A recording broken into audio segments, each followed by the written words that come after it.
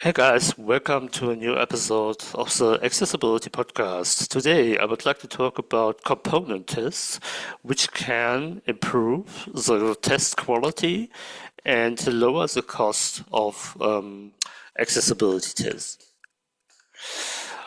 The costs of accessibility tests are very high because most things are tested manually, that means with tools, but by people. And as you can see, we have around 70 WCAG criteria, which makes it rather complex to test on accessibility. And that makes it very expensive. And let's say the truth, it is not always affordable for every institution. Let's talk about the problems with page-based testing. Many errors are coincidence. That means, for example, you find a word or a sentence with a wrong language attribute, or somebody used a component which not properly. That causes an error, and that makes it very difficult that is of course that is an WCAG error, and you have to describe it as a tester, but it is not a systematic error. That means you will find a lot of problems, but many of these problems are not a problem of the page quality, but a problem of quality assurance. I'm sorry, they are not a problem of accessibility, but a problem of quality assurance.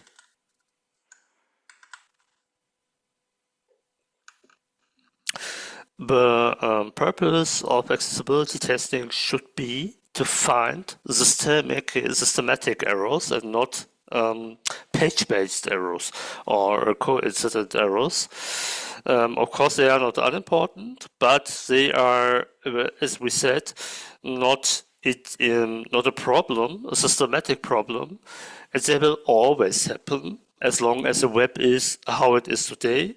They will always happen, and in many cases, they are not such a big problem.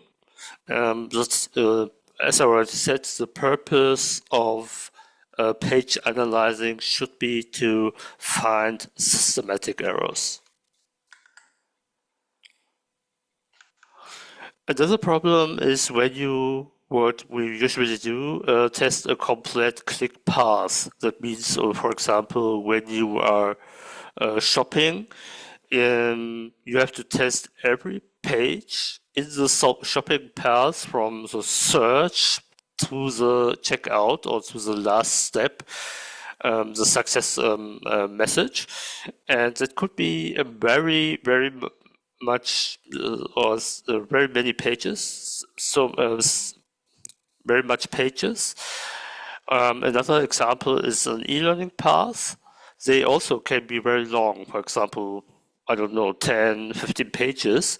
And if you say, okay, let's test 10, 15 pages, that will, of course, increase the work, the testing work, but it doesn't increase the quality of the test. And that makes it very difficult. And our idea is to say, okay, let's test components instead of web pages. What does it mean? Modern web pages today are based on components. If you remember, if you perhaps are some years older, you remember that many pages from content management systems are templates, are simple templates. That means you have, let's say, 2, 3, 4, 5 templates, and most of the website is built on those 5 templates.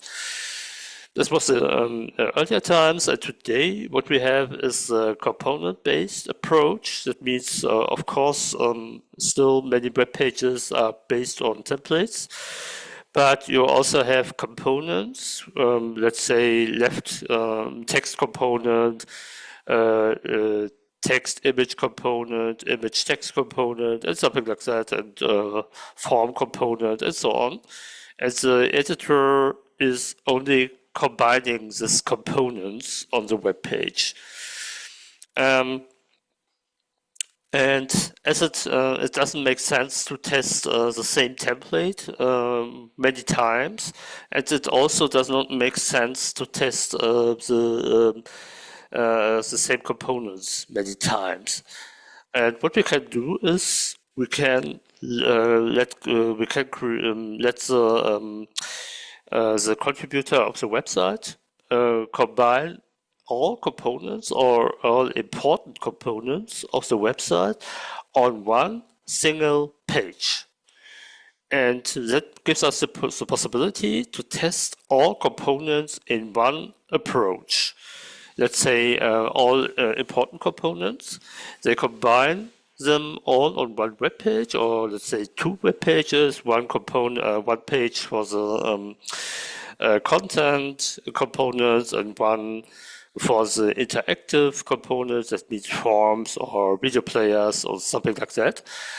And that makes it much easier to test it. Then you have perhaps only 3 pages to test instead of 5 or 6.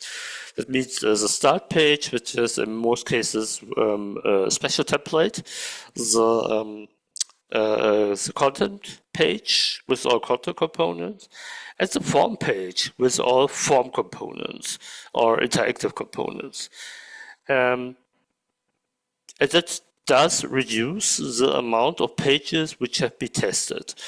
And then you can also say the navigation is a component on its own, because the navigation have a special behavior. It can be collapsed and expanded and things like that. And that is a special component which have to be especially viewed. But you can reduce the amount of pages which have to be tested, and you can also reduce the size of the report, because you have to only analyze the components.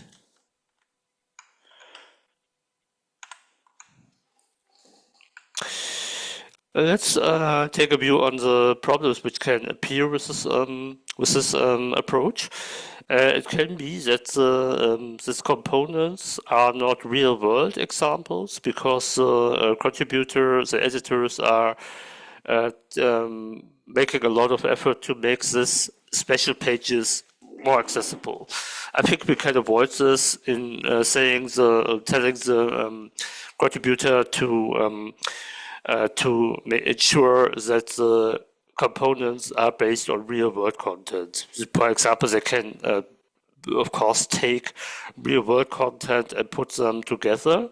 They don't have to make so much sense when they are combined, but they are real-world content. That makes it easier to test them. Of course, it should be content which makes sense. It doesn't make sense to analyze an image when you have fake alternative text. That would be an error. But it makes it much easier to test the web pages.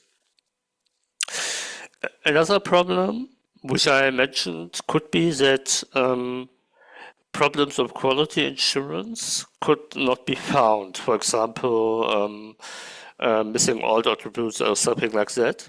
But I think you will always have this problem as long as the web works like it is today.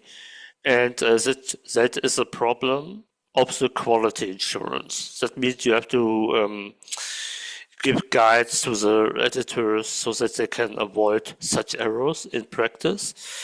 That is not a thing which we can avoid or which have to be found by accessibility testers, I think.